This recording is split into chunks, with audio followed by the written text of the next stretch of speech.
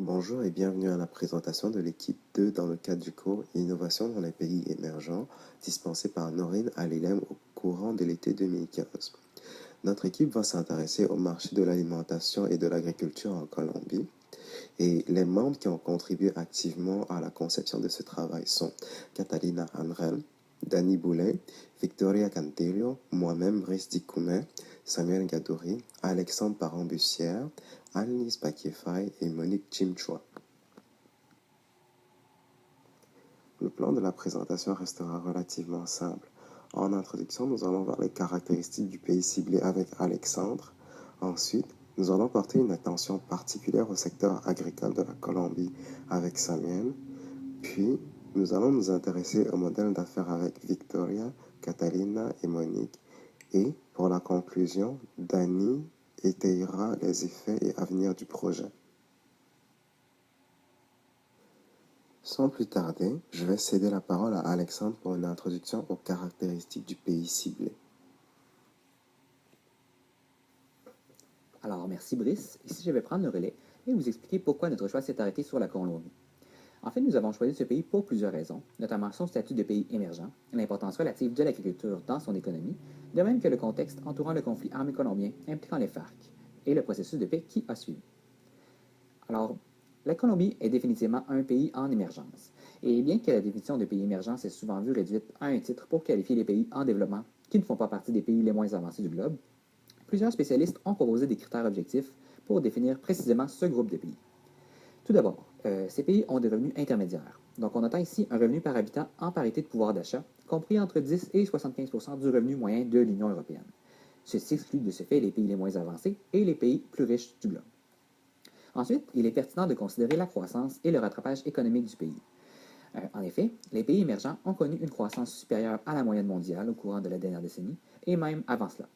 Ils connaissent donc une période de rattrapage économique et pèsent de ce fait de plus en plus lourd dans la création de richesses au niveau mondial. Finalement, les transformations institutionnelles et l'ouverture économique entrent également en jeu. Durant la période récente, ces économies ont connu une série de transformations institutionnelles profondes qui les ont davantage intégrées aux échanges mondiaux. On peut donc dire que l'émergence économique est donc en grande partie issue de la mondialisation. Nous souhaitons ici dresser un portrait de l'économie colombienne afin d'étoffer un peu le contexte entourant notre présentation. La Colombie, quatrième économie d'Amérique latine, a récemment détrôné le Pérou au titre de pays ayant la plus forte croissance dans la région. Elle est également l'économie la plus diversifiée des 5 nations composant la communauté andine, avec les textiles, les vêtements, le cuir, les pâtes et papiers, les produits chimiques et pétrochimiques, le fer et l'acier, en plus de l'agriculture comme principales activités économiques. Le climat et la topographie variée permettent d'ailleurs à la Colombie de produire une grande variété de produits agricoles. Rapidement, voici un bref portrait du PIB. Alors, celui-ci atteignait près de 643 milliards américains en 2014, en hausse de plus de 30 milliards par rapport à l'année précédente. La croissance était quant à elle de 5% supérieure à l'année dernière, une donnée en constante progression au courant des dernières années. Il est également important de noter que le PIB par habitant s'est multiplié par 9 dans les 15 dernières années pour atteindre près de 14 000 US par habitant, ce qui conforte davantage le statut de pays émergent de la Colombie. Ensuite, nous présentons ici un diagramme pour diviser le PIB par secteur d'activité. Alors, l'agriculture représentait 6,1% en 2014, les industries 37,3% et les services 56,6%. Finalement, il est pertinent de noter que même si l'agriculture occupe une place de plus en plus restreinte dans l'économie colombienne, elle constitue néanmoins un secteur important qui fournissait un cinquième des emplois du pays en 2006. Notre modèle d'affaires étant lié au conflit armé colombien, nous avons déterminé qu'une brève mise en contexte, de même qu'une présentation du principal acteur de ce conflit, sont nécessaires. Alors, les forces armées révolutionnaires de Colombie, communément appelées FARC, sont une guérilla communiste active depuis 1964 dans ce pays d'Amérique latine. En fait, les FARC sont le principal acteur du conflit armé colombien, un conflit interne qui se poursuit encore aujourd'hui et qui trouve ses origines dans les revendications des paysans et des travailleurs. La constitution de groupes paramilitaires, dont font partie les FARC, mais également l'ELN, a grandement envenimé la situation dans les années 70 et 80. Des pourparlers de paix sont entamés dès 1998, alors que le pays se trouve dans un contexte extrêmement tendu. Cette initiative du président Andrés Pastrana, le président de l'époque, amène certains avancements, mais ne permet pas de régler le conflit de façon durable. Les deux mandats d'Alvaro Uribe donnent la priorité à une réponse militaire aux guérillas. Ce président, qui a pris le relais à Andrés Pastrana, a donné à l'armée un budget, des effectifs et une capacité aérienne fortement accrue, et ces capacités opérationnelles supplémentaires ont permis de résister aux FARC et de les faire reculer. Plus récemment, le 27 août 2012, le président Santos, qui est le successeur d'Uribe, confirme, après plusieurs jours de rumeurs, que le gouvernement colombien a entamé des entrevues avec les responsables des FARC pour aboutir à un dialogue de paix et mettre fin au conflit. Alors, je cède maintenant la parole à ma collègue Samuel Gadouri, qui vous parlera du secteur agricole plus en détail. Merci Alexandre. Donc, de mon côté, je vais être en charge de vous présenter la deuxième section de notre travail, qui est en fait sur le secteur agricole de la Colombie en tant que tel. Donc, pour débuter, je vais vous présenter quelques statistiques afin de vous mettre en contexte. La Colombie produit 90% de ses besoins alimentaires, ce qui est un chiffre énorme. L'agriculture représente 11% des exportations du pays. Pour ce qui est du taux d'emploi, il était élevé à 17,5% en 2013, alors qu'en 1990, il était à 26%. On voit donc une énorme diminution ici au cours des dernières années. Au niveau du PIB de l'industrie, en 2013, il était à 5,2%, alors qu'en 1990, il était à 16,5%. Encore une fois, c'est une énorme diminution. Par contre, comme mon collègue Alexandre vous l'a présenté un peu plus tôt, le PIB en 2014 était de 6,1%. On voit donc qu'au cours de l'année 2013-2014, il y a eu une légère augmentation. Par contre, on peut tout de même se demander quelle a été la cause de toute cette diminution au cours des dernières années. Je pourrais vous parler des déplacements massifs des communautés qu'il y a eu vivant en zone rurale, du conflit armé qu'il y a eu, de la présence de trafic de drogue en zone rurale et aussi de divers autres facteurs comme la crise financière internationale qui a aussi touché la Colombie. Par contre, on va élaborer davantage ces problématiques un peu plus tard. Du côté des caractéristiques du secteur, l'agriculture colombienne est caractérisée par plusieurs points mentionnés ci-dessous. On parle de diversité, complémentarité climatique, plusieurs étages thermiques et une grande diversité des terres.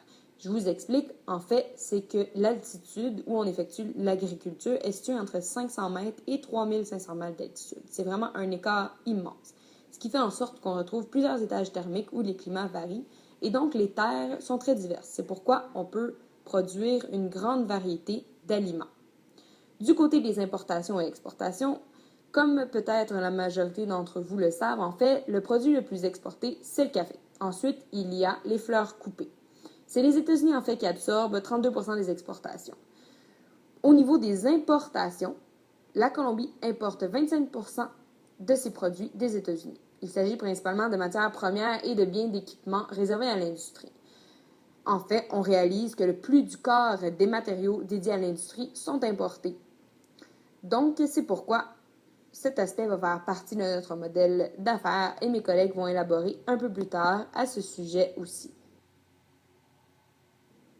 Au niveau des aliments produits, en Colombie, on retrouve en premier le café. En fait, la Colombie est le deuxième producteur mondial de café.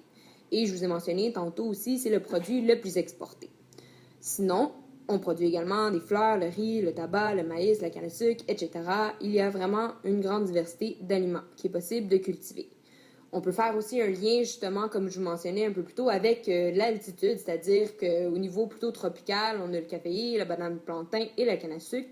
Puis, quand on se dirige vers les montagnes, il y a une grande variété de fruits et légumes qui est possible de cultiver. On retrouve aussi le blé, l'avoine, l'orge et les fleurs coupées, qui est le deuxième élément le plus exporté du secteur de l'agriculture. Donc, nous considérons en fait que le secteur agricole de la Colombie a vraiment un potentiel financier énorme. Le pays possède plusieurs caractéristiques dont je vous ai mentionné un peu plus tôt. On parle de diversité climatique, de zones thermiques, ce qui fait en sorte qu'il y a une grande diversité des terres. On peut produire vraiment toutes sortes de produits. Puis aussi, l'agriculture, l'industrie en tant que telle de l'agriculture en Colombie, en fait, joue un rôle important au niveau des exportations du pays, comme on vous a mentionné un peu plus tôt, moi et Alexandre, en plus de fournir de l'emploi aux communautés. C'est sûr que, comme je vous ai mentionné aussi, le taux d'emploi a diminué, mais tout de même, ça demeure un secteur important pour les emplois, surtout des gens vivant en zone rurale. Donc maintenant, je vais vous éclairer davantage sur les problématiques liées au secteur agricole. Les communautés paysannes furent les principales victimes du conflit armé des dernières années. Les paysans, qui ont été menacés par les différents groupes paramilitaires et par les guérillas, ont dû trouver refuge dans les bidonvilles en périphérie des grandes villes. Au cours des 20 dernières années, il y a plus de 5 millions de personnes qui ont dû justement être déplacées à cause du conflit armé. Quelques 8 millions d'hectares ont été arrachés aux communautés paysannes indigènes. C'est donc pourquoi on dit qu'ils ont été les principales victimes du conflit armé et qu'à ce jour, le gouvernement colombien, c'est vraiment un défi colossal pour eux, la réinsertion de tous ces déplacés. Une autre problématique de la Colombie est l'inégalité des revenus. En fait, les 20% les plus riches de la population contrôlent 60% du revenu, alors que les 5% les plus pauvres en contrôlent 2,5% seulement. Ce qui est une énorme différence et c'est pourquoi on parle définitivement d'inégalité des revenus. De plus, 16% de la population, principalement vivant en zone rurale et donc la zone qui a été touchée par le conflit armé des dernières années, vivent avec moins de 1,25$ par jour. C'est donc pourquoi on parle de population à la base de la pyramide. Une autre des problématiques reliées aussi au secteur est le fait que les paysans de la Colombie sont directement concurrencés par un secteur agricole européen plus mécanisé et plus subventionné par leur gouvernement. C'est des lacunes qu'il y a du côté de l'industrie agricole de la Colombie. Puis justement, nous allons proposer une alternative à cela dans le modèle d'affaires, donc mes collègues vont vous en parler un peu plus tard. Donc, où en sommes-nous aujourd'hui en Colombie avec le secteur de l'agriculture? En fait, il y a plusieurs problématiques qui ont été abordées justement dans les dernières années. On parle de l'agriculture et le développement rural, en fait, qui étaient les premiers points à élaborer au cours des négociations de paix qu'il y a eu entre le gouvernement colombien et le FARC, ce qui est les Forces armées révolutionnaires de Colombie. D'ailleurs, le gouvernement de 2010-2014 a établi un plan d'action pour justement la restitution des terres aux peuples qui ont été initialement déplacés, comme je vous ai mentionné là, un peu plus tôt. De plus, l'Institut colombien de développement rural a émis une résolution qui annule en fait les titres fonciers qui avaient été émis dans le passé illégalement. Alors, on voit donc qu'il y a eu un certain progrès. On voit qu'il y a eu un plan d'action, des négociations. Par contre, au niveau du secteur agricole, plusieurs services ont été négligés au cours des dernières années. Il y a eu un manque d'investissement de la part du gouvernement dans plusieurs secteurs énumérés ci-dessous. On voit les infrastructures, la recherche et le développement dans le secteur agricole, les matières premières, les biens, l'éducation agricole et surtout le support aux paysans. Il est vraiment important de fournir un support aux paysans, justement, car on peut s'imaginer que pour un paysan qui retourne sur sa terre, après toutes ces années de conflit, bien évidemment, il lui faut de l'accompagnement et du support. Voilà pourquoi notre modèle d'affaires proposera des intrants agricoles de bonne qualité à des prix abordables, ainsi que leur distribution et l'éducation des paysans. Aussi, bien plus encore, mais je laisse maintenant la parole à ma collègue Victoria qui pourra justement vous parler de notre modèle d'affaires en détail. Merci beaucoup Samuel. Je vais maintenant prendre le relais pour vous parler plus en détail de notre modèle d'affaires. Maintenant, dans cette troisième section de notre présentation, nous allons introduire notre modèle d'affaires centré sur le marché de l'alimentation, plus particulièrement sur l'agriculture de la Colombie. Pour une excellente compréhension de notre modèle d'affaires, mes collègues et moi allons expliquer en détail chaque élément. Pour commencer, je vais vous présenter le segment des clients. Ensuite, la proposition de valeur que l'on décide offrir. Je vais continuer avec les canaux que nous allons employer pour rejoindre la population cible, c'est-à-dire nos futurs clients. Et finalement, je vais conclure avec la relation que l'on désire développer avec eux. Mes collègues Catalina et Monique présenteront par la suite les autres éléments de notre modèle d'affaires. Le segment des clients. Tel qu'il a été déjà expliqué depuis le début de cette présentation, nous avons décidé de proposer un modèle d'affaires qui vise à percer le secteur agricole de la Colombie. Plus spécifiquement, la population paysanne de la province du Huila, qui compose la base de la pyramide sociale. C'est dans cette province, riche en fruits et légumes, que nous aimerions débuter notre projet pilote. Cette population vit dans des conditions de pauvreté modérée et le revenu est d'approximativement entre 10 000 et 20 000 pesos colombianos, soit entre 5 et 10 dollars par jour maximum. Notre but est de travailler avec les petits et moyens agriculteurs déjà établis sur les terres de production. Mais ceci, nous aimerions travailler avec les centaines de familles agricultrices qui vont retourner à la campagne dans le contexte post-conflit. Effectivement, une fois le processus de paix avec les FARC sera terminé, les familles qui ont dû fuir leurs terres vers les grandes villes à cause de la guerre seront en mesure de retourner librement à continuer leur travail. Finalement, les anciens combattants des FARC impliqués dans les conflits armés feront partie aussi de nos segments de clients. Quand le processus de paix sera terminé, ces anciens combattants trouveront du travail pour la plupart dans le secteur agricole du pays. Et comme le gouvernement colombien, nous croyons aussi à la phrase du président Juan Manuel Santos: la paix commence à la campagne. C'est pour cela que ces anciens combattants sont inclus comme faisant partie du segment des clients dans notre modèle d'affaires.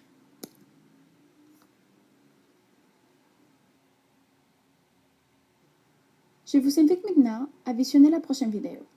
En la regardant, vous allez être en mesure de constater les conditions de vie et de travail des agriculteurs colombiens. Sans doute, cela vous permettra de comprendre davantage notre choix quant à notre segment de clients.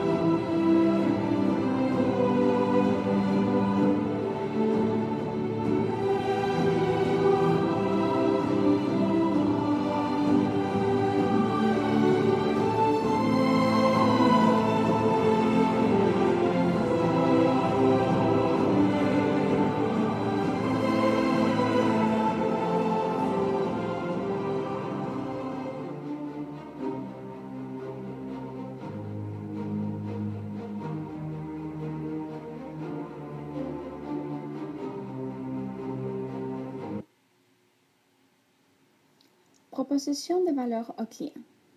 La proposition de valeur que nous offrons aux petits et moyens agriculteurs de la province de Huila est divisée en 6 parties. Tout d'abord, nous allons offrir des intrants agricoles de bonne qualité à des prix abordables. Nous sommes conscients qu'en matière d'agriculture, les intrants sont assez coûteux et que la majorité des paysans colombiens doivent recourir à des prêts bancaires pour s'en procurer. C'est pour cette raison que notre modèle d'affaires est basé sur cette première proposition de valeur. La distribution directe dans les zones rurales sera offerte aussi. Pour débuter, notre projet pilote sera centré sur 5 types d'aliments, soit les riz, les tomates, les oignons, les maïs et les maracujas. Ces aliments sont les plus cultivés dans la province du Huila. Nous voulons notamment investir aussi dans l'éducation de la population sur l'usage approprié et les bénéfices de chacun des intrants vendus par notre future entreprise. Car nous considérons qu'avec une formation de base, les agriculteurs seront en mesure d'utiliser nos intrants de manière plus efficace. Ensuite, à moyen et long terme, une fois notre projet pilote sera en marche, notre intention est d'acheter aux agriculteurs les produits agricoles pour ensuite les transporter dans les zones urbaines de la province. Pour continuer, avec notre modèle d'affaires, nous serons en train d'offrir aussi une plateforme légale de travail dans les terres agricoles colombiennes aux anciens combattants des groupes hors la loi impliqués dans les conflits armés colombiens.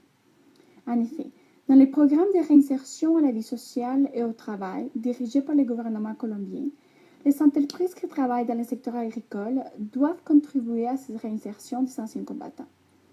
À moyen et long terme, notre entreprise sera en mesure d'offrir différents types d'emplois qui sans doute aideront dans cette étape de post-conflit.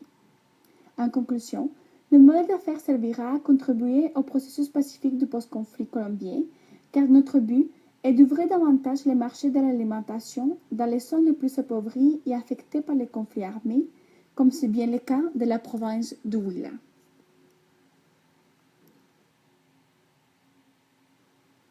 Les canaux. Pour être en mesure de fournir les propositions de valeur déjà mentionnées, nous allons rejoindre la population cible à travers d'un camion qui sera adéquatement équipé pour fonctionner dans les environnements hostiles comme peuvent être les conditions routières des zones rurales de la Colombie.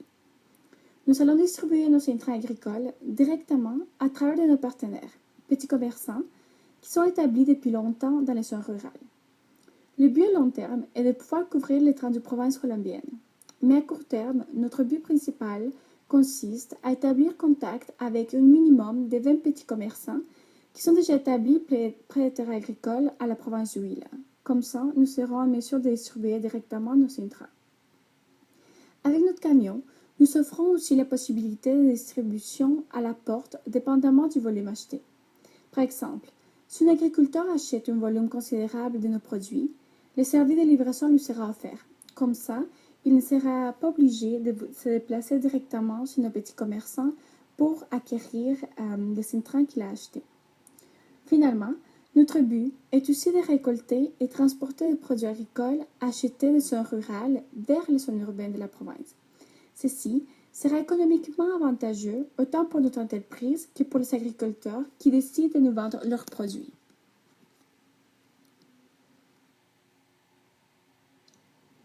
La relation avec les clients. Un des principaux buts de notre entreprise est de développer une relation basée sur la confiance de qualité et de distribution. La qualité des intrants sera certifiée par le ministère de l'Agriculture et du Développement rural de la Colombie. Et les intrants agricoles que nous allons vendre aux petits et moyens agriculteurs de la province du Huila seront délivrés à chaque semaine sans faute. Aussi, comme il a déjà été mentionné dans notre proposition de valeur, l'éducation des agriculteurs est essentielle pour notre entreprise. C'est pour cela que nous allons offrir des ateliers de formation qui seront donnés chez nos partenaires locaux, les petits commerçants, pour instruire évidemment nos clients sur l'utilisation adéquate de nos produits sur leur cultive. Notre entreprise sera aussi accessible en tout temps à travers notre ligne téléphonique gratuite. Les agriculteurs pourront alors s'informer à travers de nos partenaires, les petits commerçants, sur toute information relative à la vente et achat des intrants et des produits agricoles. Pour conclure, à moyen et long terme, notre intention est d'acheter des produits agricoles à un bon et juste prix aux petits et moyens agriculteurs qui désirent vendre leurs cultifs à notre entreprise. Ce sera fait avec l'aide de notre partenaire Microfertisa. Maintenant, je donne la parole à ma collègue Catalina qui va continuer avec la présentation de notre modèle d'affaires.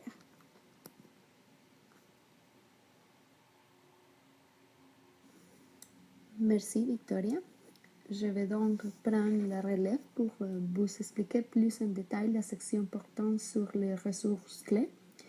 Nous les avions divisées sur deux groupes, physiques et humains.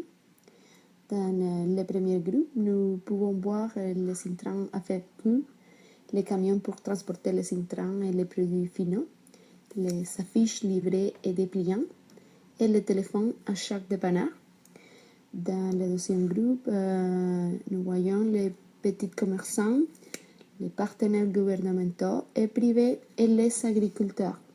Ils seront expliqués en détail dans les prochaines diapositives. Maintenant, je vais vous expliquer les ordres de notre projet par activité.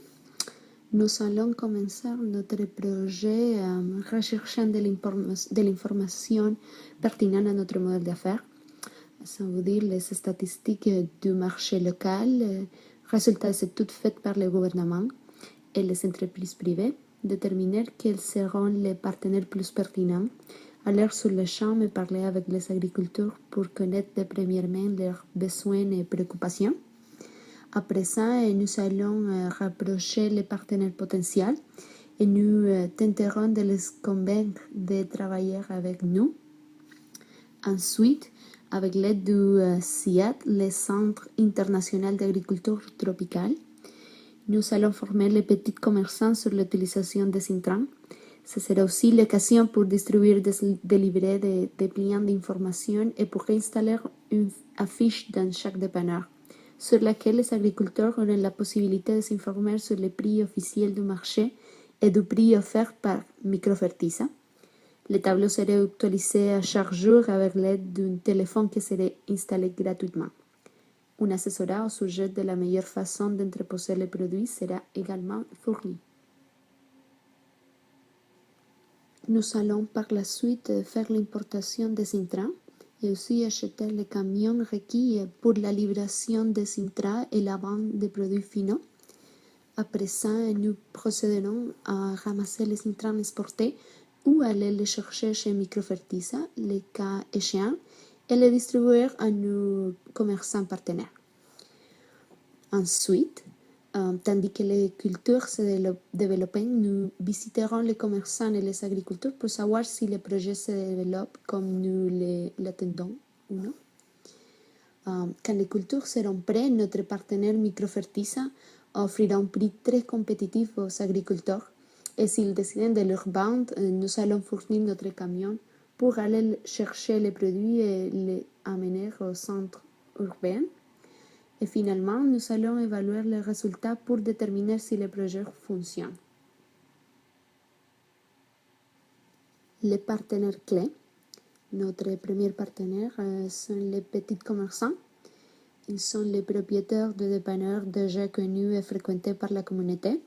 C'est là que les agriculteurs vont pour se procurer de la nourriture et acheter des commodités. Ils nous aideront à distribuer les produits et éduquer les agriculteurs sur leur distribution. Notre deuxième partenaire, c'est le gouvernement. Il est représenté par son organisme ICA, Instituto Colombiano Agropecuario. Il prend en charge de subventionner les projets en supprimant les droits de douane pour les intrants. De cette façon, nous pouvons garantir un prix inférieur pour les agriculteurs. Ils seront notre première source des intrants.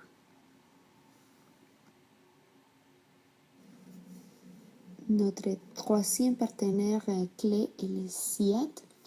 Il sera responsable de partager leur expertise et leurs ressources en nous aidant à nous rapprocher des agriculteurs et enseigner aux petits commerçants l'utilisation correcte des intrants.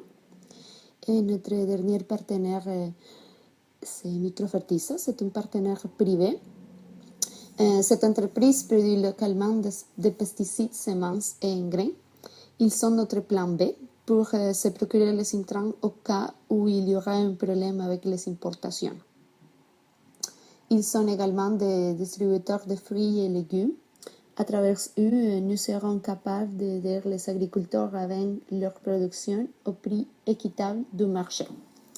Je vais maintenant passer la parole à Monique qui va nous parler plus en détail de la structure des coûts.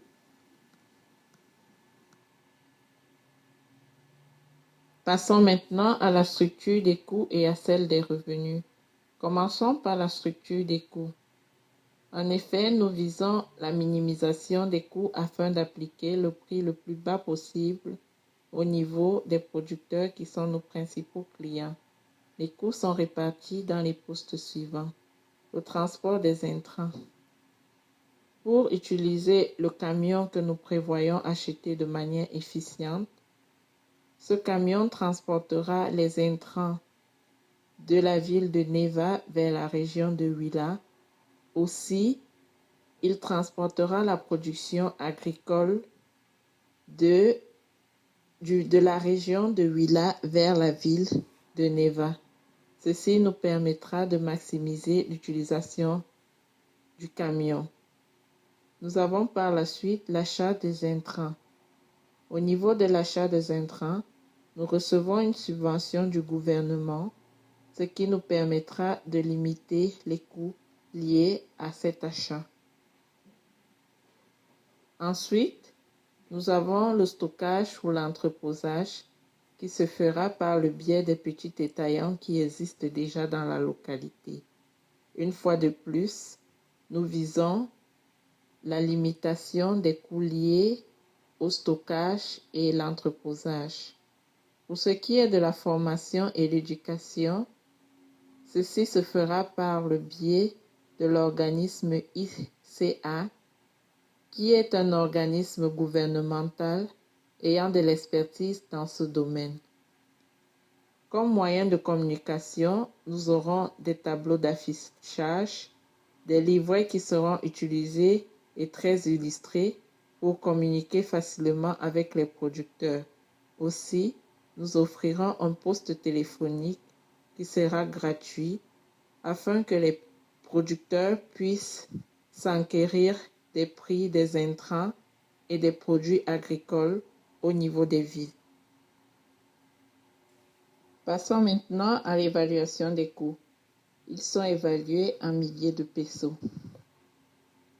Le calcul des coûts est réparti en deux grandes catégories, notamment les coûts fixes et les coûts variables. Pour ce qui est des coûts fixes, nous avons le camion. Sa durée de vie est de 15 ans et nous avons appliqué une dépréciation linéaire. Comme coût variable, nous avons la main-d'œuvre du chauffeur, la manutention, le carburant, l'entretien du camion, la communication et la collecte des informations. Et donc, le total des coûts fixes et des coûts variables s'élève à 38 994,7 milliers de pesos. Après les coûts, passons à la structure des revenus.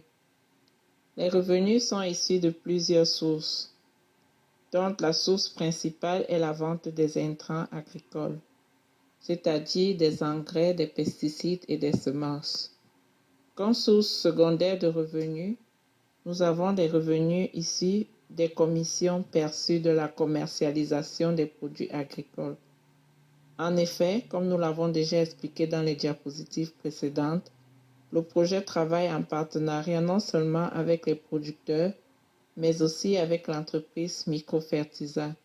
Il ne s'agit pas pour nous de commercialiser, mais plutôt de percevoir des commissions du fait que nous offrons notre camion qui transporte les produits du village vers la ville.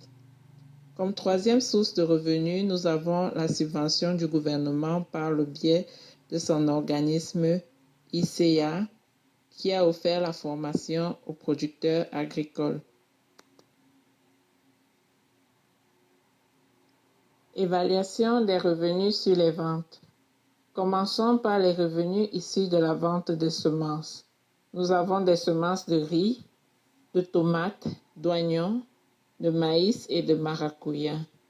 Les prix sont estimés par kilogramme et le volume de vente espéré est de 5 tonnes pour chaque type de semence. Ainsi, nous prévoyons avoir pour cette catégorie un revenu de 500 000 milliers de pesos. Poursuivons avec les revenus issus de la vente des pesticides. Nous vendons des pesticides pour du riz, de la tomate, des oignons, du maïs et du maracuya. Le volume de vente est estimé à 100 unités de chaque pesticide par année. En effet, ces différents pesticides ont des unités différentes. Je prends l'exemple des pesticides des oignons. Une unité ici est considérée comme un liquide d'un volume de 4 litres. Par contre, pour ce qui est des pesticides du riz, ils sont vendus en kilogrammes. Alors, pour chaque type de pesticide, nous prévoyons vendre 100 unités, soit un revenu attendu de 8 000 pesos par an. Après les pesticides, évaluons les revenus issus de la vente des engrais. Nous avons des engrais de riz, de tomates, d'oignons, de maïs et de maracuya. Ces engrais sont vendus au kilogramme. Le volume de vente ici est estimé à 3 tonnes pour chaque type d'engrais. Ainsi, pour la catégorie engrais, nous prévoyons un revenu de 300 000 milliers de pesos. Passons maintenant à l'évaluation de la marge brute et du bénéfice net. Notons que la marge brute a été calculée en additionnant toutes les marges issues de la vente des engrais, des semences et des pesticides. Pour revenir à comment est-ce que nous avons calculé cette marge brute pour chacun de ces intrants, nous pouvons dire que la marge brute a été calculée en faisant la différence entre le prix d'achat de chacun des intrants, c'est-à-dire le coût de chacun des intrants, et le prix de vente, c'est-à-dire le prix auquel nous allons offrir chacun des intrants aux producteurs. Pour ce qui est du bénéfice net, nous avons calculé le bénéfice net en faisant la différence entre les coûts et la marge brute. Dans cette dernière et quatrième partie de la présentation, nous allons, en guise de conclusion, présenter les effets de même que les perspectives d'avenir de notre projet. Après avoir visionné les différentes parties de notre présentation, il convient de spécifier en quoi notre projet vise réellement la base de la pyramide et comment il se situe à une véritable stratégie de la BDP. Tout d'abord, le segment de clients dont nous visons, soit la population rurale vivant dans la province de Woula, est un segment de population vivant sous le seuil de la pauvreté. Comme nous l'avons vu dans une partie précédente, 16% de la population en Colombie vivent sous le seuil de la pauvreté et de ce nombre, principalement vivent dans les zones rurales. Ainsi, notre projet satisfait l'une des conditions nécessaires pour le qualifier de stratégie de la PDP, soit toucher ou viser un segment de clients se situant à la base de la pyramide. En plus de viser un segment de clients se situant à la base de la pyramide, notre projet entend répondre à un besoin vital chez ce segment de la population, soit assurer des intrants agricoles de bonne qualité et à des prix abordables pour les fermiers de ces régions. Il faut bien comprendre que durant de nombreuses décennies, les fermiers de ces régions ont souffert de nombreux conflits armés, de même que de nombreuses lacunes au niveau des investissements de la part du gouvernement dans le secteur agricole. Ainsi, dans la foulée du processus de paix ayant cours en Colombie, de même que le désir du gouvernement de redémarrer ce secteur de l'économie, ce qui fait que la proposition de valeur de notre projet vient prendre tout son sens du fait qu'il s'inscrit à un moment opportun de l'histoire de la Colombie, tout en venant combler des besoins qui sont inexistants ou inaccessibles chez les fermiers de cette région.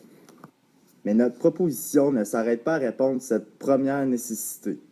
Il se veut également dans l'objectif de développer le système de distribution pour les intrants agricoles, de même que favoriser l'achat et la vente des produits agricoles qui seront produits par les fermiers.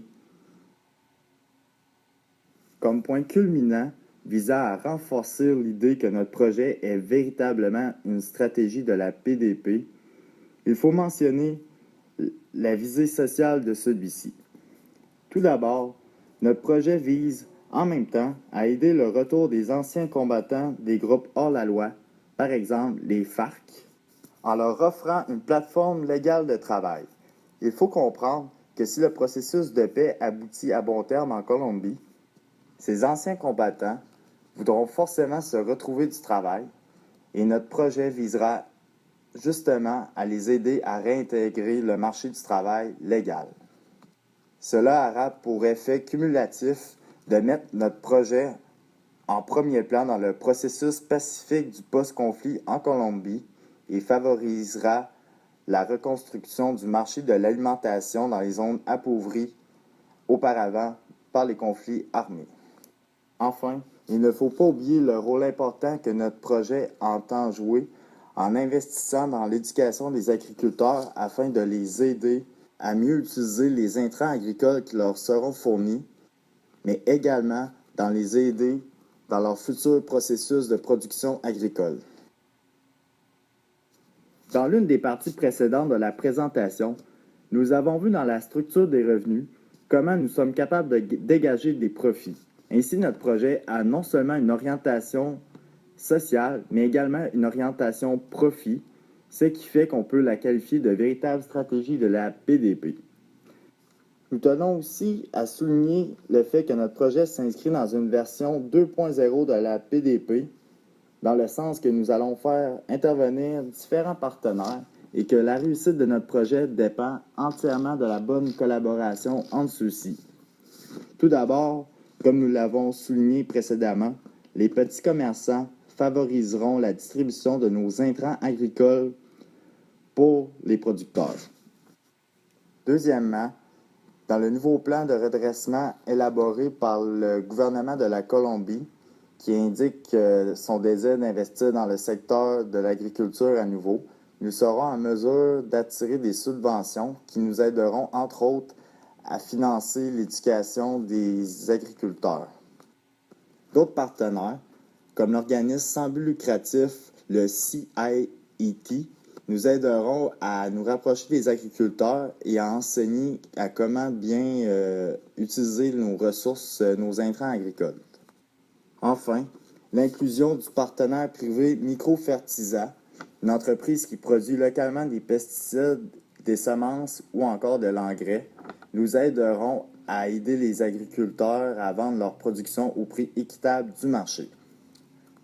Il faut également souligner l'importance de la relation que nous désirons entretenir avec les clients et le rôle important que nous entendons accorder à la confiance dans nos relations, via l'achat de produits à bon et juste prix, en leur assurant la qualité de nos intrants que nous allons les vendre, en assurant l'éducation afin de favoriser une bonne utilisation de ces intrants, et aussi en leur facilitant l'accès en tout temps aux informations concernant les prix d'achat et de vente de leurs produits agricoles. Enfin, c'est sur cette note que nous terminons la présentation et nous vous remercions de votre attention. Merci.